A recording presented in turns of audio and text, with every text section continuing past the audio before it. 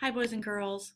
We are getting ready to start Lesson 5, The Wind in the Willows, and this chapter is called Mr. Badger. So we've been learning about themes throughout The Wind in the Willows. What is a theme?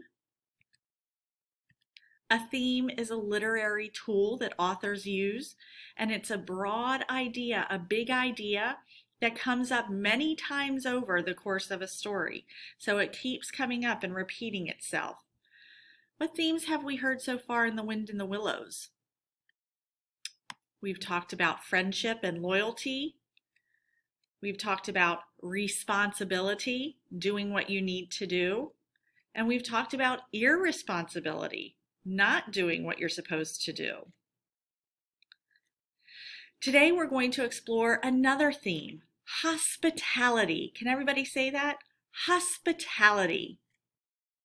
Hospitality is treating guests well and being warm, welcoming, and friendly toward them. A hospitable person is someone who always makes sure that their guests or friends are comfortable and have everything they need, often anticipating what these things may be. Can you think of any examples of hospitality demonstrated in the story so far? I remember when Rat and Mole had a picnic, and then later that night, Rat allowed Mole to stay at his house and made him comfortable. Today's chapter is called Mr. Badger. Where were we when we last finished the last read aloud? Describe what you see in this image. What do you see here? Remember, they were right outside Mr. Badger's door. Look at this map of the Willows countryside. Where is Mr. Badger's house? It's right down here. What do you think will take place during this read aloud? Will Mr. Badger be home? Will Mr. Badger show hospitality to Rat and Mole? Let's start Mr. Badger, The Wind in the Willows.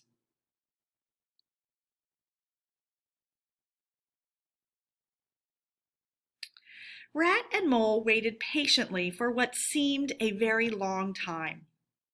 At last, there was the noise of a bolt sliding back, and then the door opened a few inches. "Who is it?" said a rather gruff voice. "Oh, Badger!" cried the rat. "It's me, Rat, and my friend Mole, and we've lost our way in the snow." "What, Ratty, my dear little man?" exclaimed the Badger. "Come along in, both of you." The two animals tumbled over each other in their eagerness to get inside. The Badger, who wore a long dressing gown, carried a flat candlestick in his paw. "This is not the sort of night for small animals to be out," he said paternally. "But come into the kitchen. There's a fire there, and supper, too." Once there, they could dimly see other long tunnel-like passages branching off in various directions, but there were doors in the hall as well. One of these the Badger flung open, and at once they found themselves in a large, fire-lit kitchen. The floor was well-worn red brick, and on this wide hearth burnt a fire of logs. A couple of high-backed settles were facing each other on either side of the fire. In the middle of the room there stood a long table with benches on either side. Settles are high-backed benches. And here's a picture of a flat candlestick. It has a handle to carry a candle and a dish to keep the wax from dripping down onto your hands or the floor. The kindly Badger guided them to one of the settles and bade them remove their wet coats and boots. Then he fetched them dressing gowns and slippers. He bathed the Mole's shin with warm water and dressed the cut. When they were thoroughly warm, the Badger summoned them to the table to eat a delicious meal. As they dined, the Badger sat in his armchair at the head of the table and listened to the animals as the animals told their story. When supper was finished, the Badger said heartily, "Now then, Tell us the news from your part of the world. How's old Toad going on?" "Oh, from bad to worse," the rat said gravely. "Another smash-up." "How many has he had?" inquired the badger gloomily. "Smashes or machines?" asked the rat. "Oh, well, after all, it's the same thing with Toad. This is the 7th. "He's been in the hospital 3 times, put in the mole, "and as for the fines he's had to pay, it's simply awful to think of." "Yes, and that's part of the trouble," continued the rat. "Toad's rich, we all know, but he's not a millionaire. He'll either be killed or ruined. Badger, we're his friends. Oughtn't we to do something?" The badger thought for a while. "Now look here," he said at last, "of course you know I can't do anything now." His 2 friends agreed, quite understanding his point. No animal, according to the rules of animal etiquette, is ever expected to do anything heroic during the off-season of winter. Etiquette means having good manners. In other words, animals with good manners do not expect each other to help or act like heroes during the harsh winter season, because certain animals, like the badger, hibernate during the winter. "Very well then," continued the badger, "but when once the year has really turned, if not before, you know." Both animals nodded gravely. They knew. "Well then," went on the badger, "then we'll bring Toad back to reason. You're asleep, rat." "Not me," said the rat, waking up with a jerk. "He's been asleep 2 or 3 times since supper," said the mole, laughing. He himself was feeling quite lively. Badger's house suited him and made him feel at home, whereas the rat, who slept every night in a bedroom beside a river, naturally felt the atmosphere quite oppressive. "Well, it's time we were all in bed," said the badger, getting up and fetching flat candlesticks. "Come along, you 2, and I'll show you to your quarters. And take your time tomorrow morning. Breakfast at any hour you please." He conducted the 2 animals to a long room with 2 little white beds in it. Moments later, the 2 white beds contained 1 mole and 1 rat. The 2 tired animals came down to breakfast very late the next morning. When they did emerge, they found a bright fire burning in the kitchen and 2 young hedgehogs sitting on a bench at the table, eating oatmeal.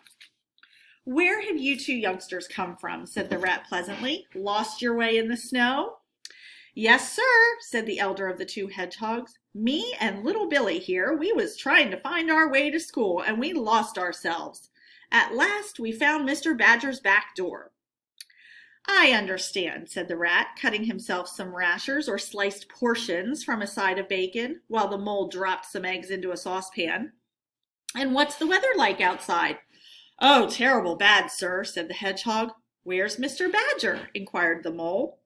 "The master's gone into his study, sir," replied the hedgehog, "and he said as how he was going to be particular busy this morning, and on no account was he to be disturbed." This explanation, of course, was thoroughly understood. The animals well knew that Badger, having eaten a hearty breakfast, had retired to his study. Once there, he had settled himself in an armchair and was being busy in the usual way at this time of year. The front doorbell clanged loudly, and the rat sent Billy, the smaller hedgehog, to see who it might be. Presently, Billy returned with the otter.